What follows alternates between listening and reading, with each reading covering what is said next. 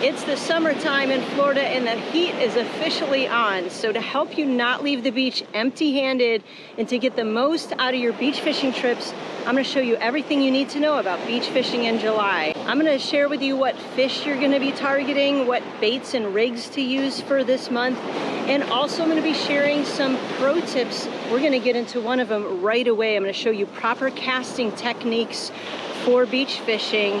And along with that, we're going to talk about weather and water temperatures and how all of that plays into beach fishing. If you're new here, my name is Kathy Sanders. I'm a beach fishing guide here in Northeast Florida, and I've been releasing videos like this every month of the year. This is month number 11, so we've just got one more month and I've got the entire year of videos. So make sure you subscribe so you're not missing out on any of those videos and also on the new ones that are to come. The first thing we're going to do today, before we even get into the normal stuff we talk about, I want to give you this pro tip. So I'm going to show you some proper techniques for beach fishing casting. Now this is a very different way of casting than any other casting that you might have done. I'll let you guys kind of watch my lines because I'm looking at the camera. A couple different things here. You want a casting rod that's going to be somewhere between 9 to 13 feet long.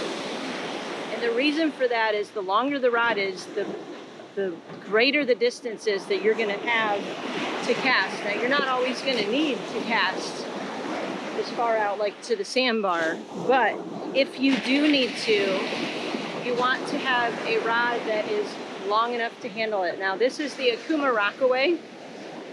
This is 12 foot long. I don't know if you can see it. Later in this video, we're going to talk about all of this information on the back of the rod here, what it means, the power, the action, the lure weight, and how that is very important for surf fishing. But for now, we're going to show you some casting techniques. The first very important thing you need to remember, and I see if my clients have only been inshore fishing or if they've only been freshwater fishing, guaranteed they will get this wrong every time. So you want to think of the motion when you're casting in the surf like you're heaving a catapult.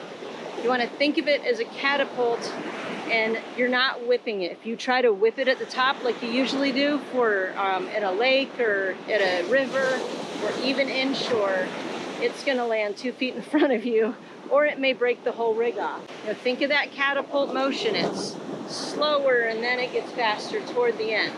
You want that same arced motion. Your Sputnik is going to be off the ground, so make sure as you're looking behind you that you're holding the pole parallel to the beach, probably about head height, and your reel's going to be facing upward. Hold that line directly across from where it comes out of the reel, flip the bail, and then keep your sinker off of the ground, because what that's going to do is already load some power into your cast. Make sure you have this hand all the way to the end. That's going to also give you more leverage, more power as you're casting. And then the next most important thing you need to think about is pick a target straight in front of you. Most of the time when people start beach fishing, I notice when they cast, they're always casting to the right. It always lands way to the right. And if I start them off on that side of my lines, they will cross all of my lines. So we always practice to the right of all my lines, because I know as people are learning, as they're practicing, it's not going to go straight. So don't beat yourself up if it doesn't go straight right away. But what's going to help is if you can pick a target straight in front of you and then make sure the tip of your rod is pointed straight at that target. The spot when you're going to let go of your finger is somewhere like, if you're thinking of the arch of a clock, somewhere between the 9 and the 11 is where I'm letting go of my finger.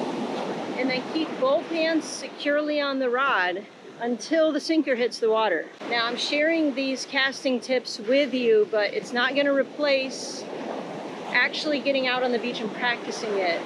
And even better if you can get a guide, or maybe it's a good friend who's been surf fishing a long time, to help you, because they're going to see things that you don't realize that you're doing. They're going to be able to watch what you're doing and say, oh, no, do this instead.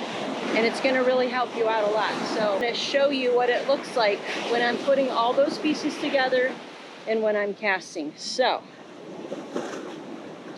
I'm gonna head over here and show you what that looks like.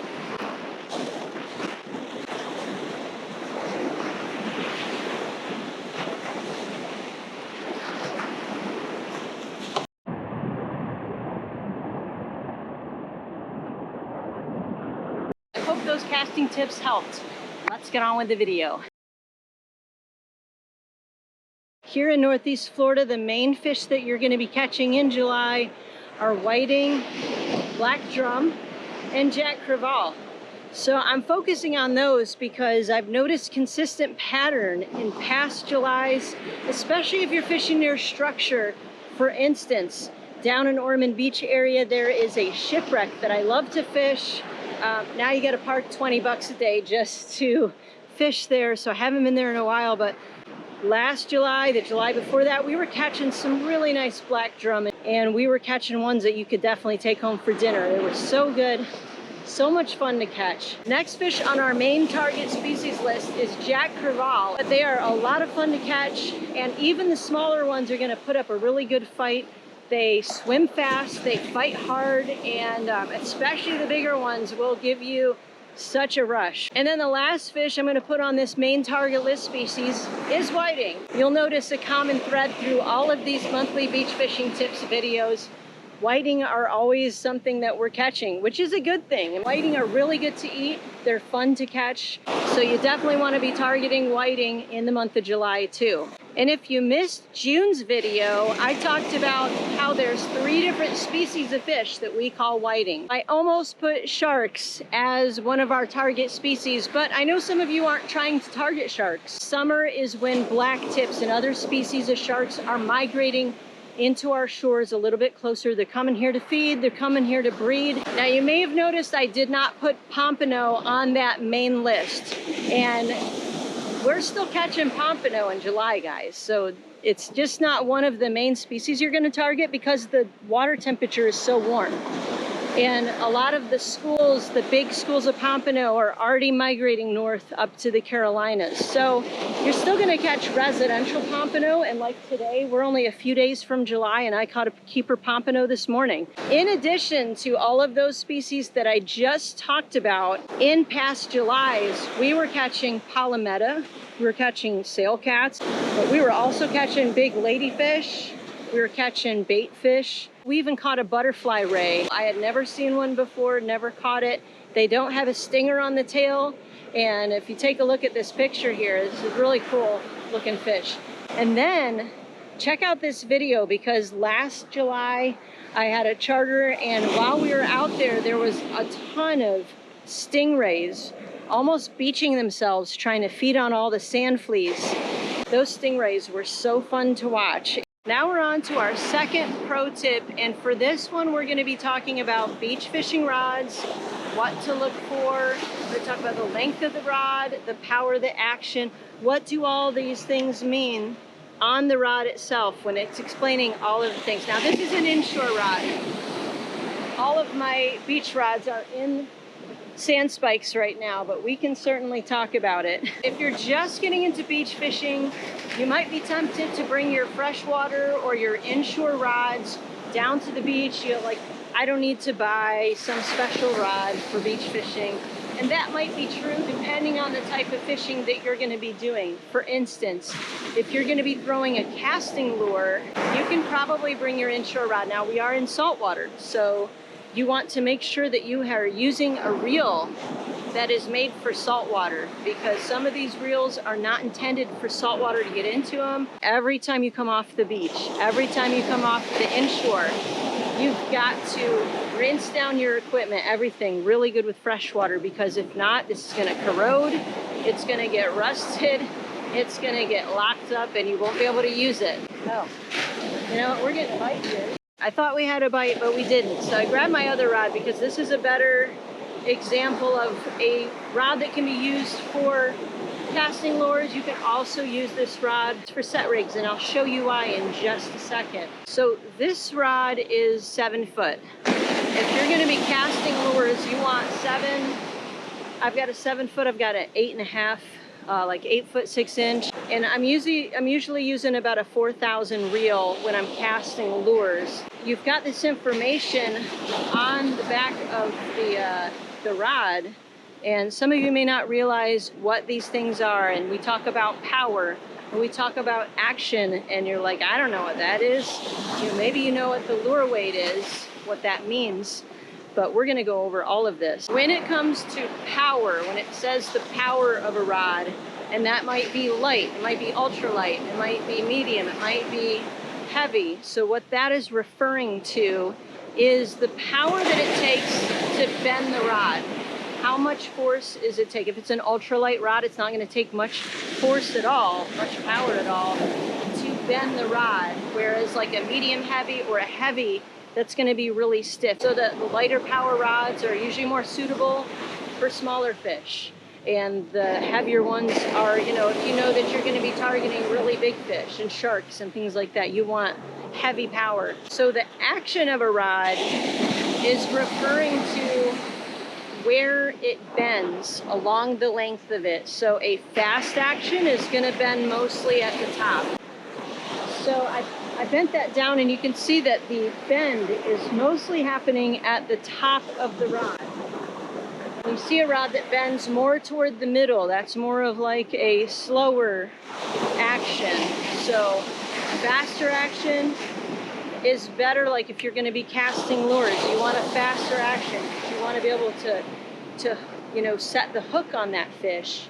Whereas with the bigger, heavier fish, you want that slower action so your rod tip's not bending around too much. The next important thing to consider with your surf fishing rod is the lure weight. And this is super important for beach fishing. If I was just using that inshore rod, the lure weight is only like less than an ounce, I believe, or maybe like an ounce and a quarter.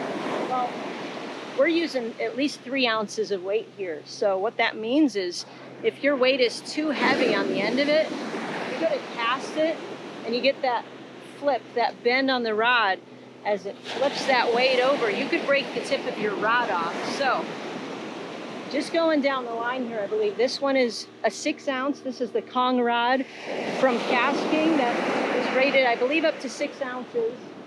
This one here, the white rod, is the Kuma Rockaway, and this 12-foot rod is rated up to 4 ounces. That next one is also rated 4 ounces, and the one on the end is rated up to 7 ounces. So you really want to pay attention to how much lure weight, because that's your sinker, that's your rig, and your bait. All of that should not go over the lure weight on the rod. And so I hope that helps you understand all of this information that you see on your rod a little bit better. One other thing when it comes to your surf fishing rods is most of them should break down, especially if this is over 7 feet long. You know, you gotta fit it in your car. And so all of my rods, they break down. I really love when they break down 50-50. A 50-50 split is much easier to travel with. It's a lot easier to put in your car. You'll look for where the breaking point is. So this one's right here. This is a 50-50 split. This is one that I use for casting lures, but I could use it in a sand spike because the lure weight is up to 3 ounces. So now that it's practically July, we're starting to see small numbers of bait fish already running, little schools of mullet running in the surf already. Now, I was actually seeing them on our underwater camera about a month ago in small schools, maybe 20 or 30 in a school. But as the month wears on, we're going to start seeing more and more in those numbers. When those mullet are running, you're gonna see bigger fish chasing them. And if they're sharks, you're gonna know it because you're gonna see bunches of them just jumping out of the water. If you're seeing the bait fish jumping, you wanna grab your casting lure and throw out either right into where all those things are jumping or right past it and just real fast through that spot where you're seeing all the bait action. And maybe you'll hook up on one of those fish that are chasing it. And then for your set rigs, I know we talk about this all the time, but just to reiterate, for those who've come into my channel for the first time, For your set rigs, you're gonna wanna use shrimp. Now, I use them fresh dead, so I take the heads off, I take the tails off, I break them in half because these fish have smaller mouths. You can catch all kind of fish with a tiny piece of bait. I take my shrimp home, my leftover shrimp, and I salt it, and I use salted shrimp all the time. It works really, really good, very effective bait.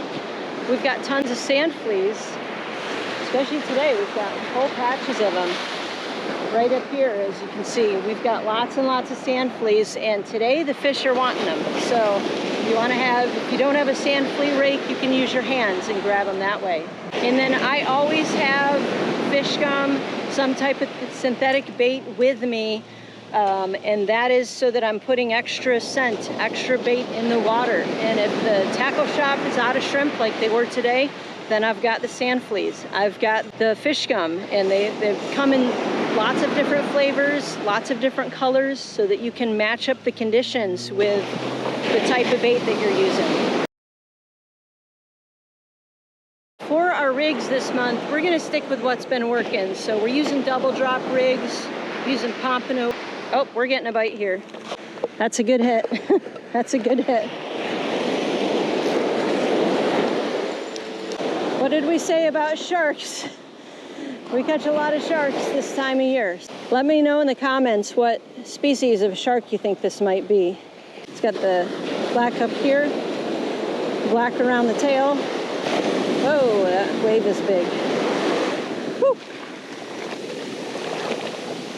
There he goes. Okay, before we were interrupted by that shark, I was just about to say, because we have more sharks in the surf, and if you're finding your lines getting cut off or you're having issues with sharks, I like to get my shark fishing rigs at Redfin Fishing. Jason Geyer, he makes them himself, and they're top quality, very good for shark fishing. I've got a link in the description to Redfin Fishing's page if you want to go check those out. For our next pro tip, we're talking about fishing line. What's my favorite fishing line to use?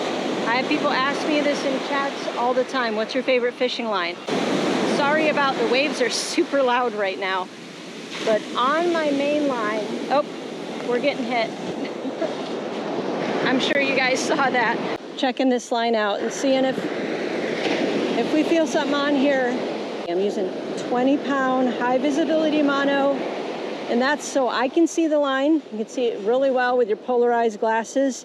And it's so the birds can see it. They will weave in and out of your lines if they're able to see your line. So I particularly like, this is Cast King mono. And you can tell this is a lot lighter. It's a lot thinner than regular mono. But you can fit more of it on your reel, and it casts farther because it's lighter. So that's what I typically use. Now, if I am specifically gonna target bigger fish, and I don't have any rods like this with me today, but I have some rods that are some reels that are already hooked up with like a 40 or 60 pound mono, because I know that I'm gonna be trying to get bigger fish with them. For my rigs, they have all got fluorocarbon, because fluorocarbon is gonna disappear under the water. And then we're also gonna talk about these casting lures, casting lines. Now, this is a light mono. This is Cast King, I think 15-pound mono for this casting rod. And on this one here, I believe it's a 20 or 30-pound braid. I don't use braid on my set rigs because, like I said, I'm a fishing guide, so I'm teaching people all the time, and they're crossing my lines all the time. And if you've ever tried to untangle two braided lines from each other, it's almost impossible. So I will use braid on my casting line with casting lures, but I don't like to use it on my set rigs. Lately, I've just been tying my lures straight onto the braid. Sometimes I'll use a leader, but for me, it takes me a long time to tie up a leader, because I've got to use like a double uni knot or a FG knot. It takes me a while to figure that out. I'm kind of watching that last line here because I saw some movement on it. That's our fish finder rig, and I'll show you guys that in a minute. We're gonna reel it in and I'll show you what a fish finder rig looks like. But yeah, so I don't use a leader all the time. In fact, most times now I'm just tying straight on I haven't really noticed the need for it. So with a fish finder rig, you've got your weight attached to your main line, and it's movable so that this sticks here and then this kind of free floats. You could have a live fish on here, you could have a live shrimp, something that's going to swim around a little bit and attract attention. So the fish finder rig is going to be really effective for like redfish, black drum, you know, the fish that like they get skittish if they feel like a tightness on your line. Oh, we're getting a hit on the white rod. Okay. Well, we will get back to our beach fishing tips in a second, guys, but right now we got fish going. It feels like a pretty good fish. Could be another shark.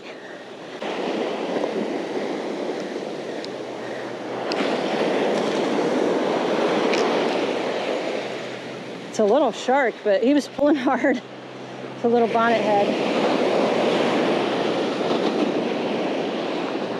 Okay, what were we saying about sharks? We got our second species of shark now. Don't follow me this time. They always try to follow me. So right now in Northeast Florida, our water temperatures are hitting about the mid 80s, low to mid 80s now. I noticed last week our water here at Flagler was really cold. Well, really cold to me. I checked the temperature and it was 78 degrees, which it had just the week before been in the low 80s. So we had some thermoclines come in, which brings in some lower water temperatures, kind of underwelling up from the deep, and it comes in to shore. Because up in like Jacksonville, they still had 80s. Down in New Smyrna Beach, they had 84. So we were in this pocket where the water was a little bit cooler. And that's gonna happen from time to time, and those can bring an opportunity for some species that, you know, may not necessarily be there at that normal time because the water temperature cools down a bit, brings them closer to shore. Another thing I really like about July and in the summer at the beach is the sunrise. You cannot beat some of these views that we have in the summertime. Take a look at some of these spectacular sunrises. So if you're gonna fish at the beach, I mean, you're gonna need to fish early to beat the crowds and to beat the heat. So you might as well get out here and see a sight. If you've never seen, oh God, guys, we have bait jumping way out there. I don't know if you can see it. I'm gonna point the camera that way. I'll see if I can zoom that in, because that could be tarpon, it could be sharks chasing all that bait way out there. When you see that closer to shore, you want to get your casting rod. If you saw that movement coming down the shore, you better get your casting rod. You've got to have one ready, and you've got to have it baited up with a lure. Have it ready so you can just grab it and start throwing it, because if not, you're going to miss the opportunity. Because like, see, now it's kind of stopped or it's moved to different spots. You need to be ready when you see that action. July is also continuing with our regular thunderstorms in the afternoon, so you want to pay attention to the radar. If you're going to be out fishing later in the day, make sure you're checking your radar. Have a good app that will show you what's coming your way. Be aware of how long it takes you to pack everything up, to get back to your car, to be safe. It takes me a good 30 minutes, so I have to really be on top of it. If I see something starting to brew, I need to make a decision. Am I gonna pack it up and get back to my car and be safe? Or do I think it's gonna pass and not hit me? Also, in the month of July, we're at the beginning of hurricane season. We've already got some named storms in the Atlantic. They're kind of far out right now. And we've got nothing coming our way in the next couple of weeks, according to Mike's weather page. He's a great resource to watch if you're looking at overall weather going on. He's not a meteorologist, but he knows his stuff. And then also pay attention to your local meteorologists, your local weather stations, especially as there are hurricanes and they're coming closer. You got to stay safe. So make sure you're being aware of those conditions. But if you can catch a couple of days before it hits and it's safe to get out there, you might get some really good fishing conditions. Or after it passes and it's safe enough to get out after it passes, that could also be a good time to fish. I hope this video has been helpful and that it's given you some good tips for beach fishing in July, helps you become successful and catch more fish on the beach. If you like this content, please push that like. And if you want to see more videos like this, push that subscribe, because YouTube's going to start showing you all of the other videos that I've put out from other months of the year so that you can be prepared every month to catch more fish from the beach. Thank you so much for watching this video. Again, I hope it's been helpful. Tight lines and God bless.